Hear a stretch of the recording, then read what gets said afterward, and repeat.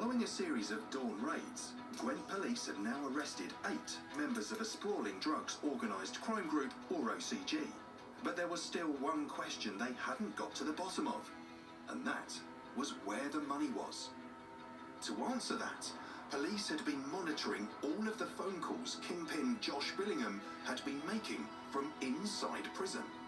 He tried to cover his tracks by talking in code, but officers were quickly able to decipher it. In one call, Billingham inadvertently alerted police to a rap video featuring his friend Josh Collins, in which the gang boasted openly about their illegal activities. I think the opening lyrics to this song were, "Tell me what you know about working with a 10-ton press," and how they were mixing cocaine in blenders. What you know about working with a 10-ton press? What you know about flexing a watch that's fresh? What you know when they were describing that to Joshua Billingham on his phone calls, he was responding, "Well, you're using my old tricks here." So basically, they're admitting to the conspiracy that we were investigating without even knowing it. In other coded calls from prison, Billingham spoke about having cryptocurrency accounts. We were fortunate enough to have our cybercrime expert, and they were able to quickly identify that before Joshua Billingham went to jail, he was sent Bitcoin. Bitcoin had been transferred by Amir Khan's friends, families, associates. We followed the trail all the way through and managed to identify a multi-million-pound money laundering scheme then that was being run by the OCG and their friends and family members.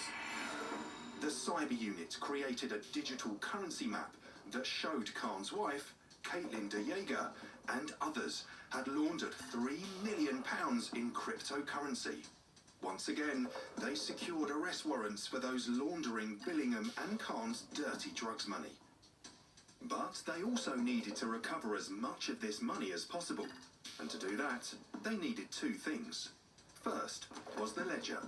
This is like an encrypted USB stick which stores cryptocurrency. But the only way to access the cash is with a unique, totally random code called a recovery seed. So as you can imagine, people guard these recovery seeds for their lives. They hide them in really secure places. The plan was to carry out dawn raids at all the properties involved in the Bitcoin laundering, and then to find the ledgers and recovery seeds as fast as possible. They raided the home of Khan's wife, Caitlin de Jager, but discovered she'd just left for South Africa. So I'm sat in the living room of Caitlin's house. I can see this picture frame on the wall without a photograph in it. And one of the officers pulled the picture frame off the wall, peeled back the cardboard mount. Hidden behind that was one of the recovery seeds. We're over the moon, we're like, here we go, do you know what I mean? We might be finding £3 million worth of cryptocurrency.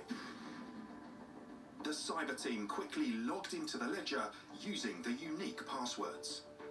On that USB stick alone was approximately about £60,000.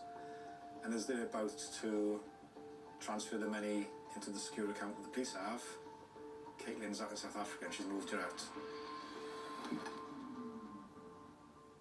And it vanishes. And we can't believe it. Officers realised that, as they entered the house, they had triggered a live CCTV camera inside the property, giving Caitlin de Jager time to empty the account in front of their eyes. It was just gutting for us, to be perfectly honest. The money had gone, but incredibly, Caitlin de Jager, despite knowing the police were onto her, flew back to the UK from South Africa and was arrested. In all, 12 gang members were convicted. Amir Khan was sentenced to more than 20 years in prison. Josh Billingham got 14 years. Callum Richards received a 10-year sentence. Joshua Collins, 7 years. And Khan's wife, Caitlin de Jager, got 4 years.